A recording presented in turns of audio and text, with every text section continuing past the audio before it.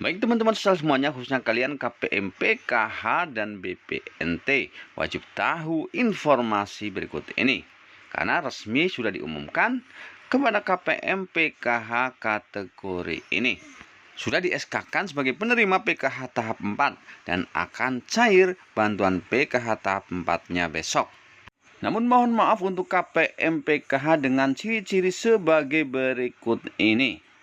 Dipastikan tidak akan cair lagi di pencairan bantuan PKH tahap 4. Seperti apa informasinya? Silahkan ikuti videonya sampai selesai supaya kalian tidak gagal dalam menyerap informasi di dalam video ini.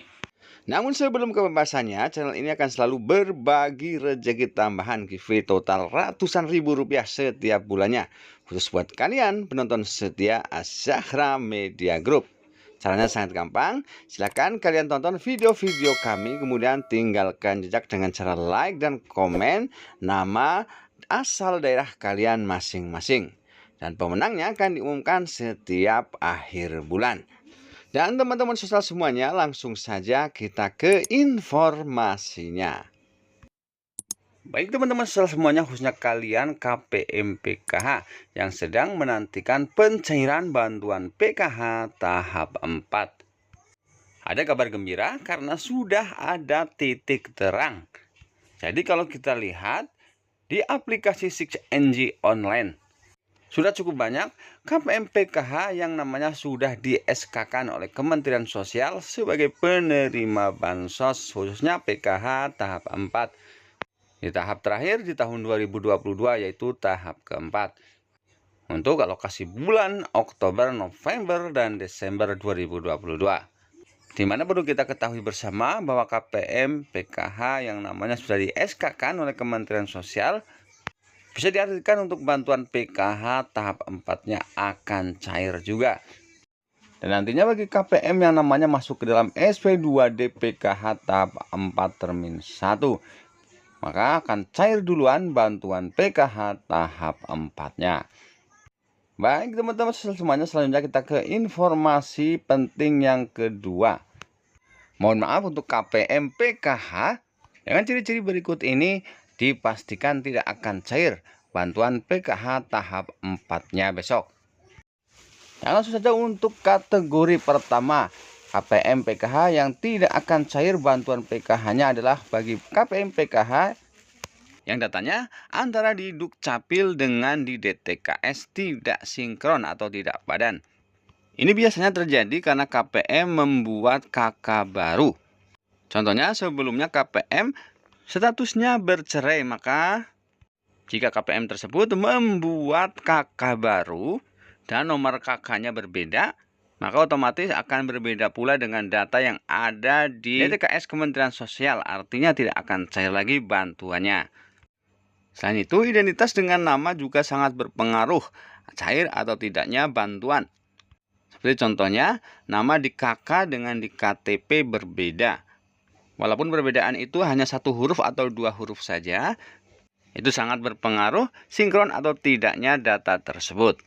Jadi kalian bisa melakukan cross-check apakah data yang ada di KTP ataupun di KK sinkron atau sama atau tidak. Selain itu kalian juga bisa cross-check data yang ada di bank, khususnya namanya sama atau tidak dengan yang ada di KTP maupun di KK. Karena jika data yang ada di bank penyalur bila berbeda dengan data yang di Dukcapil, maka bisa terjadi gagal omspan atau gagal transfer. Artinya tidak akan cair bantuannya. Baik teman-teman sosial semuanya, selanjutnya untuk KPM yang tidak akan cair lagi bantuannya yang kedua adalah bagi KPM PKH atau BPNT atau PBI yang terjaring ketidaklayakan penerima bantuan sosial. Jadi seperti yang saya informasikan sebelumnya, setiap bulannya Kementerian Sosial melakukan verifikasi ketidaklayakan penerima bantuan sosial yang dilaksanakan oleh masing-masing pemerintah daerah dan dilakukan oleh operator 6NG. Jadi setiap bulannya KPM akan diverifikasi ketidaklayakan penerima bantuan. Dan jika KPM terjaring di dalam keluarganya Terdapat anggota keluarganya yang bekerja sebagai berikut ini. Contohnya sebagai TNI Polri, kemudian ASN atau PNS, selanjutnya pegawai BUMN ataupun BUMD. Atau KPM tersebut terjaring tidak ditemukan alamatnya atau pindah alamat ke daerah lain atau wilayah lain, atau KPM tersebut terdata meninggal dunia. Maka untuk KPM-KPM yang saya sebutkan tadi akan dilaporkan oleh operator 6NG melalui aplikasi 6NG online kepada Kementerian Sosial Pusat. Dan kemungkinan besar untuk KPM-KPM tersebut di tahap selanjutnya atau di pencairan selanjutnya tidak akan cair lagi bantuannya, baik itu bantuan PKH, BPNT maupun PBI. Baik teman-teman sosial semuanya, selanjutnya KPM yang tidak akan cair lagi bantuan PKH-nya di tahap 4 besok adalah bagi KPM PKH yang sudah tidak memiliki salah satu komponen PKH di dalam keluarganya. Jadi teman-teman sosial semuanya, seperti yang saya informasikan sebelumnya, bahwa bantuan PKH adalah bantuan bersyarat. Jadi bukan hanya miskin saja, namun salah satu syaratnya adalah harus memiliki salah satu komponen PKH di dalam keluarganya. Di mana komponen PKH tersebut antara lain adalah komponen kesehatan yang meliputi ibu hamil dan anak usia dini 0 sampai dengan 6 tahun. Kemudian komponen yang kedua adalah komponen pendidikan yang meliputi anak sekolah tingkat SD sampai dengan tingkat SMA atau sederajat. Kemudian yang ketiga adalah komponen kesejahteraan sosial yang meliputi kategori lansia 60 tahun ke atas dan juga disabilitas berat.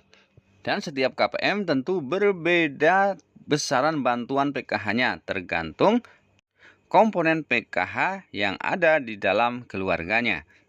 Dan di dalam satu keluarga penerima manfaat maksimal bantuan PKH yang akan cair adalah 4 komponen di dalam keluarganya. Namun bagi KPM PKH yang sudah tidak memiliki salah satu komponen yang saya sebutkan tadi, saya beri contoh misalnya KPM PKH hanya memiliki satu komponen, yaitu komponen anak sekolah SMA. Jika anaknya lulus sekolah SMA, tentu saja untuk komponen PKH anak SMA tersebut juga sudah dinyatakan keluar dari komponen PKH. Itu artinya untuk bantuan PKH-nya sudah tidak akan cair lagi. Baik teman-teman semuanya, itulah tadi 2 update informasi penting menjelang pencairan bantuan PKH tahap 4. Kami doakan semoga bantuan PKH maupun BPNT kalian, khususnya yang menonton video ini, segera dicairkan. Akhir kata, salam sehat, salam semangat, dan salam sukses buat kita semua. Wassalamualaikum warahmatullahi wabarakatuh.